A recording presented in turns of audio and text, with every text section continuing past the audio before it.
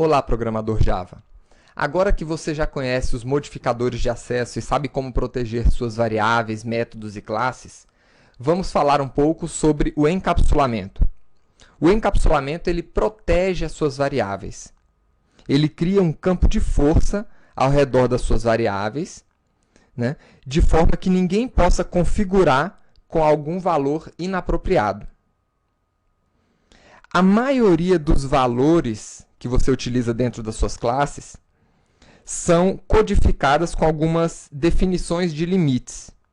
Por exemplo, várias coisas não funcionariam se os números utilizados fossem negativos. Por exemplo, a quantidade de banheiros dentro de uma casa precisa ser positivo. A velocidade do avião só funciona se for com valor positivo. O peso de um halteres. Imagine você criando uma aplicação que precise de um número de celular. Esse número de celular precisa existir, não pode ser nulo, por exemplo. A potência do forno de um micro-ondas. Então, vários desses valores existem limites para que a sua aplicação possa funcionar corretamente. E quando você força outros códigos a passar pelos seus métodos de configuração, você tem como validar se o parâmetro que está sendo informado é viável. Você tem como garantir que a sua variável só vai receber valores válidos.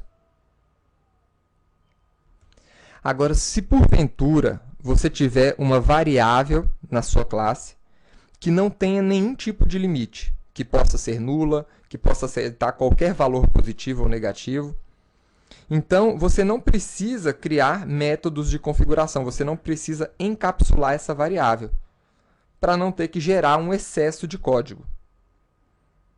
Tá? Agora, o que é importante do encapsulamento? Né? O importante, quando você cria esses métodos para acessar a sua variável, para alterar a sua variável, a ideia é que, ao criar esses métodos, você pode mudar, né, de ideia ali posteriormente, você pode eventualmente mudar o critério de validação, você pode ampliar os limites, reduzir os limites, sem travar o código de ninguém. Então, outros códigos que eventualmente utilizam a sua variável, eles não vão sofrer, né? Não vão ter que ser modificados, porque antes eles estavam acessando diretamente a sua variável e agora eles não podem acessar mais. Tá?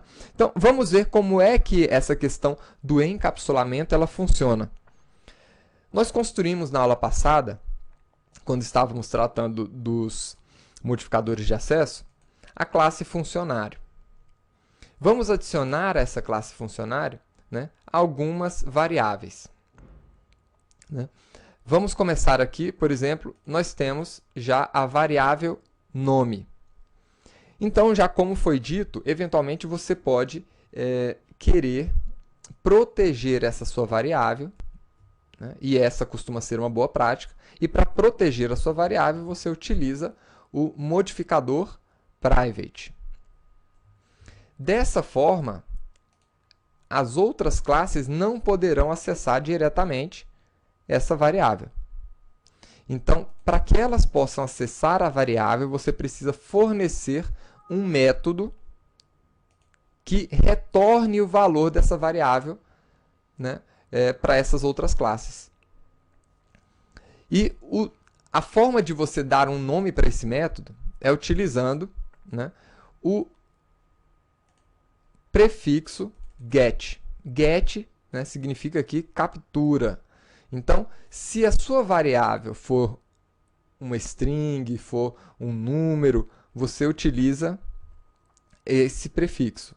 Né? O nosso método vai ser público para que outras classes possam acessar, vai retornar uma string, que é exatamente o nome, e nós vamos recuperar o nome. Então, sempre utilizando o prefixo get e o nome da sua variável, né, começando com letra maiúscula, seguindo o padrão camel case. Como esse método apenas retorna o valor, você não precisa passar nenhum tipo de parâmetro. Ele apenas vai retornar aquele parâmetro que está protegido. Dessa forma, as outras classes conseguem agora recuperar o nome. f.getNome. E para modificar o nome, como está sendo feito aqui? Você disponibiliza um outro método. O método setNome, que não retorna nenhum valor, pois ele é apenas um método para configurar o valor. Começa com o prefixo set, seguido do nome da sua variável. E o parâmetro que você vai passar para esse método é exatamente um valor que você vai utilizar para configurar essa sua variável.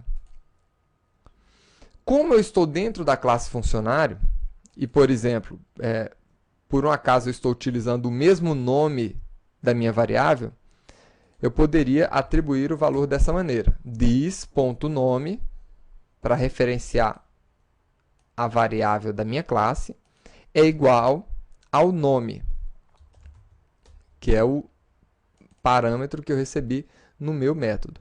Ou, simplesmente, se você quisesse evitar esse tipo de conflito, né, string n, atribuindo n ao nome. E dessa forma, as outras classes poderiam acessar esse método setNome para atribuir valores àquela sua classe.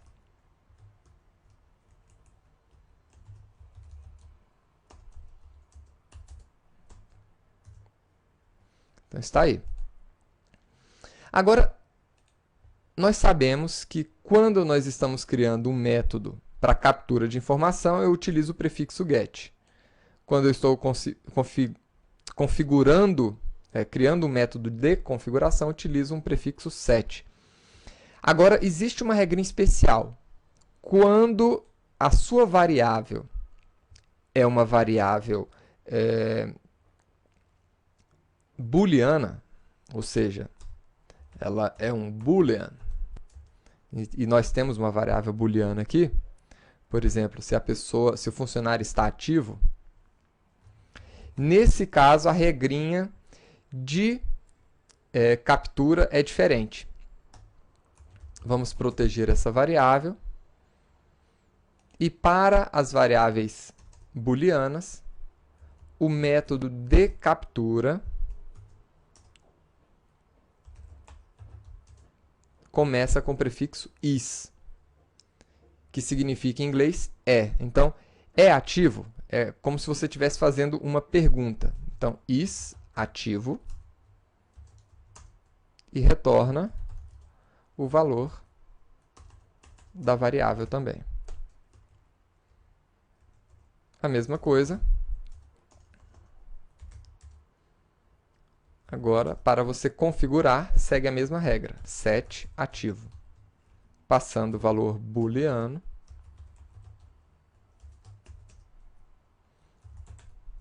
Opa.